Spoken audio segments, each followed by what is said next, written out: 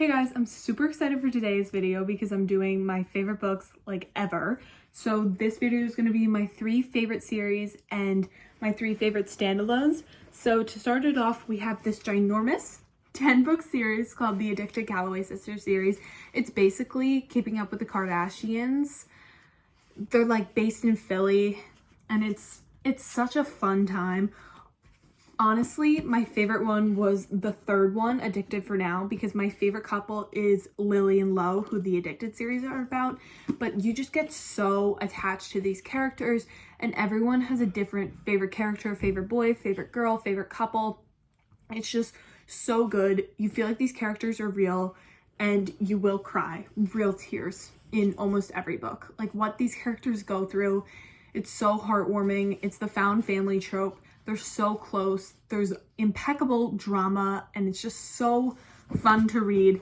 And the covers are literally adorable and they match so well. I love this series.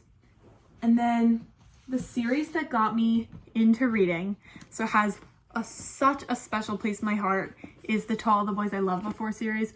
Honestly, I stole my entire personality from Lara Jean. I love to bake, I love to read, I love to write, and her and her sisters, so adorable. Her and Peter, so adorable. And these books are just really, really good. All 3 of them are good. This one, the first one is like obviously amazing. I've annotated it, but the second one and especially third one is so underrated. Okay, the third movie is not good. Even the second movie is not really that good. But the third book is like awesome, especially if you're a senior in high school or junior in high school and you're stressed about college and where you're going to end up, where your friends are going to end up. I highly, highly recommend this book. It's like, I know these are written for like tweens or like early teenagers, but like these are so good, guys. And maybe I'm biased because they got me into reading, but they're so worth the read. And also, can we talk about the date? I'm pretty sure it's in this book where John Ambrose and Lara Jean bring their favorite books and swap with each other and just read. Like, that is the blueprint. That's the standard. Let me know why that's my dream first date. And then my favorite series of all time, I only have the first 2 on me because the other 2 are sitting on my bookshelf over there, but the Boys of Tommen series. Honestly, I read these this summer and I think about them once a week. You know how like there was that joke, like how often do you think about the Roman Empire? And people are like, every day. These are my Roman Empire because I think about Johnny and Shannon and Claire and Gypsy every single day. Like, oh my gosh. And with Claire, my favorite 2 characters, their book is coming out April 14th and it's called Taming 7. So excited. It's gonna be so good, and I'm saving these to reread in April, but they're so long and thick. Like, this isn't even doing it justice of like how okay, since I'm chronically insane, I have both the new covers and the old covers, but let me just show you how thick the old covers are. Yeah, this is 3 books. And do you want to know how long it took me to read this book? It's 800 pages. It took me 10 hours. I was lifeguarding a shift and it was thunderstorming out that day, so I sat and read my book all day because it's so addicting. I read an 800-page book in one day. Okay, I've read 600 pages of the 800 book in one day, but like that's how good these books are. And I don't think I cried as much over a book as I cried at the end of this book. Like, maybe I'll put in pictures of it, maybe not because it would be super embarrassing, but like, oh my gosh, these books were so good. And I'm a reader where like if I'm reading a good book, I'm gonna want to stay home and read these books. When I left a grad party early to come home and read these books. That's how obsessed I was with them. And I still would do that now to reread them. They are so good. Everyone on the internet loves them for a good reason. They're incredible. And Binding 13, you have to give it like 40 pages. I mean, it had me hooked from like the first line, but like some people, like, you first read the first like 10 pages and you're like, ooh, like the author low-key scares you away because, oh my gosh, I've talked for like 2.5 minutes about these books.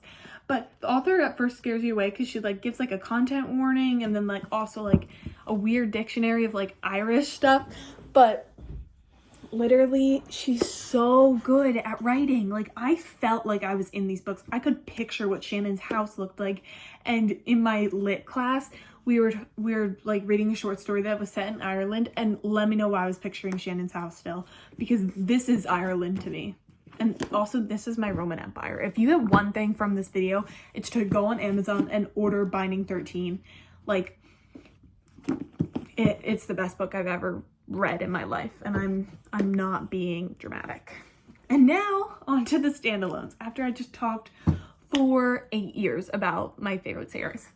So Every Summer After, I've reread this twice now, both times in one day. It's basically Love and Other Words, but in my opinion, way better. I read Love and Other Words first, and then I read this one, and a lot of people say that, like, this is the knockoff, this is the copy. Okay, then why is it better? Like, Sam in this book is adorable. He literally, so she's a swimmer, and they both have lake houses, and it's her goal to, like, swim across the lake, and he paddles in a kayak next to her to like keep boaters from hitting her. And someone was like, oh, like, why wouldn't he just like go in the rowboat next to you, like a rowboat with an engine? And he was like, I'm not getting like the gas in her lungs. Like, he's so adorable. And they're childhood best friends to lovers. They just like hang out all day, every day at the lake. It's so good and so adorable and so summery and so worth the read. I just realized that all of these are romance books, so hopefully you guys like romance. But the next one is Better Than the Movies by Lynn Painter. This is so rom-com-y. I mean, all of these like moments are famous moments. Like, this is from The Notebook, and this is from Dirty Dancing, etc., etc. And it's just so, all of her books are so cute. The Do-Over and Betting on You, they're all so rom-com-y, and the way she writes her scenes is so top tier. Like, I could pick out like 10 scenes in this book where I'm like, oh, I remember when that happened and the character said that and they felt that way. Like, I feel like with other books, it kind of just like blends all together. No, with her books, every chapter is like a set like scene, which makes it fun. It feels like a movie, and it's easier to like imagine and like feel like you're in it instead of just like reading words on paper. And then my last rec is for all the people who love the soft boy trope. This is like soft boy and soft girl, which makes it adorable. I love soft boy, soft girl. He's deaf, and it's so sweet. It has also the best setting ever. It's like set like, you know, like coastal granddaughter. Picture that. I think it's like honestly in Maine, maybe Massachusetts, but they're on the beach, New England summer. It's so cute and so sweet.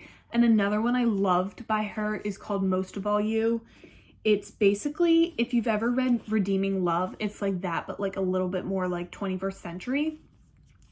So yeah, this one was awesome. Most of All You was awesome. The other one that I read with her, I forget what it was even called. Did not like that one, and I was really disappointed. But those are my recs in conclusion. But if you take one thing from this video, remember, order this book and read it immediately, because it will change your life. Bye.